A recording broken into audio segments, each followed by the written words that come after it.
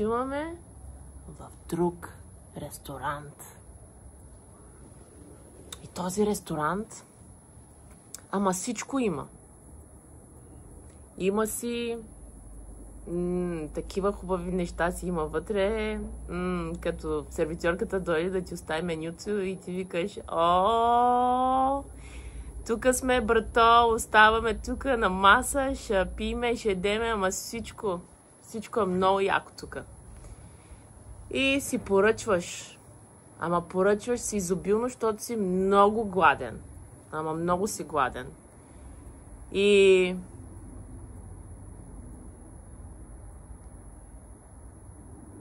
хапваш си апетайзърчето.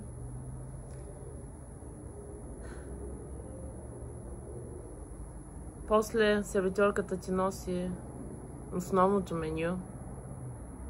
Хапваш си, пиваш си, приказваш си с приятелите какво се е случило днеска, как си, почваш да се оплакваш.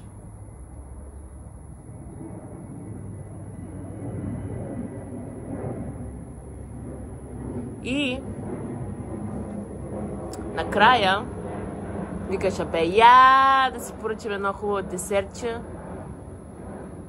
И си поръчваш най-якото десертче. Ама шоколадовото, с сметанките, с всичкото си. Защото ти много обичаш шоколад. И изяждаш си го. Викаш: "О, пълен съм. Не мога да дишам. Не мога да дишам." Ама остават няколко хапчета там от шоколада. И викаш: ще си го изям, всичко ще си оближа, защото сметката е голяма. И типче трябва да оставя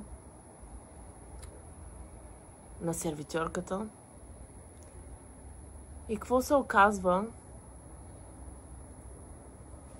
Надул си се, стомаха е пълен, не можеш да дишаш, защото си преял. И отиваш към колата, ще се прибираш.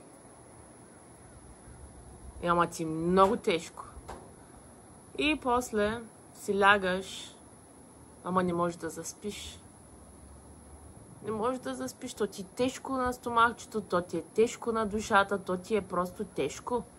От всичките тези превъзходни апетайзърчета,